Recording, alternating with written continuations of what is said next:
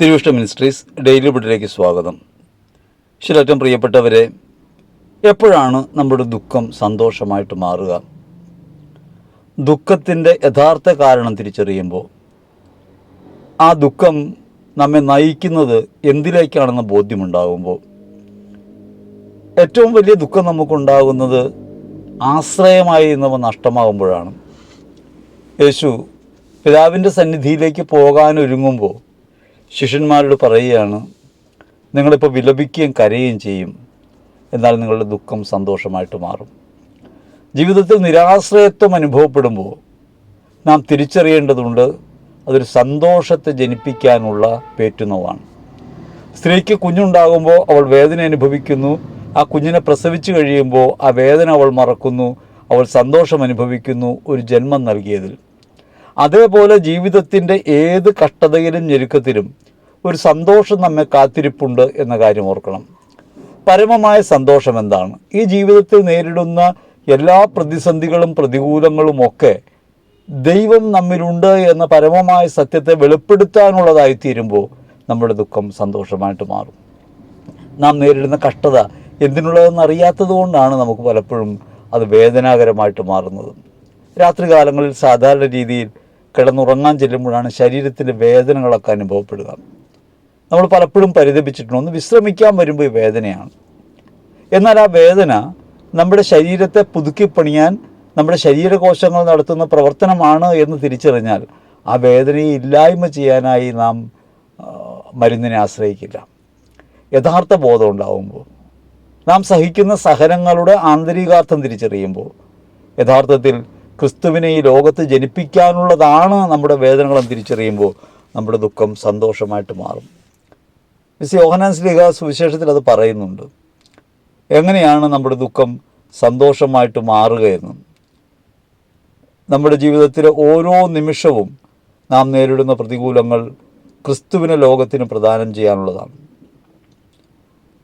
അതുകൊണ്ട് നമ്മുടെ ദുഃഖം താൽക്കാലികമാണെന്നും നിത്യമായ ആനന്ദത്തിലേക്കാണത് വഴി തുറക്കുന്നതെന്നും നാം തിരിച്ചറിഞ്ഞാൽ ഈ ദുഃഖകരമായ അവസ്ഥകളെ നാം സന്തോഷത്തോടെ നേരിടും.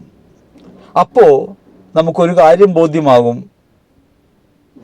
യേശുവിൻ്റെ നാമത്തിൽ, അതായത് യേശുവിൻ്റെ ജീവിതത്തിൽ, യേശുവിലായിരിക്കുന്ന അവസ്ഥയിൽ പിതാവിനോട് എന്ത് ചോദിച്ചാലും നമുക്ക് ലഭിക്കും.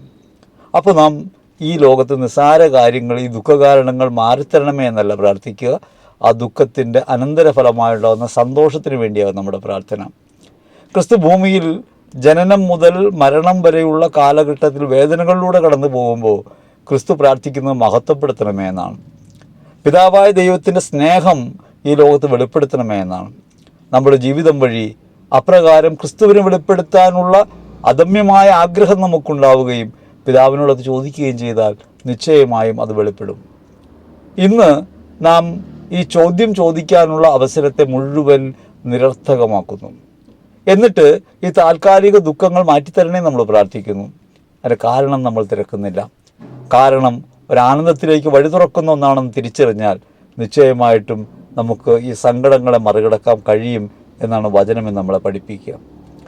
അപ്പോസ്തല പ്രവൃത്തികൾ നമ്മൾ കാണുന്നുണ്ട്, അവിടെ സ്ലീഹന്മാർ കഷ്ടതയിലൂടെ ഞെരുക്കത്തിലൂടെ കടന്നു പോകുമ്പോൾ കർത്താവ് പറയുകയാണ്, ഭയപ്പെടേണ്ട, നിശബ്ദരാകാതിരിക്കുക, സംസാരിക്കുക, എന്നെക്കുറിച്ച് പറയുക, സുവിശേഷം അറിയിക്കുക, നിങ്ങളെ ആരും ഒന്നും ചെയ്യുകയില്ല.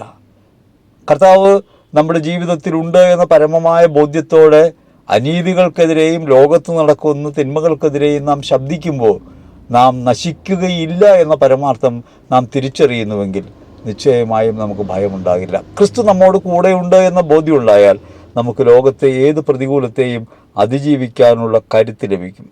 അതുകൊണ്ട് വചനം ഇന്ന് നമ്മൾ ഓർമ്മിപ്പിക്കുന്നത് അപ്രകാരം ഒരു കരുത്ത് പ്രാപിക്കാൻ വേണ്ടിയാണ്. ഈ ലോകത്തായിരിക്കുന്ന ഓരോ നിമിഷവും കരുത്തുള്ളവരായി, കർത്താവിൻ്റെ സാന്നിധ്യം വെളിപ്പെടുത്തുന്നവരായി നമുക്ക് ജീവിക്കാൻ കഴിയും.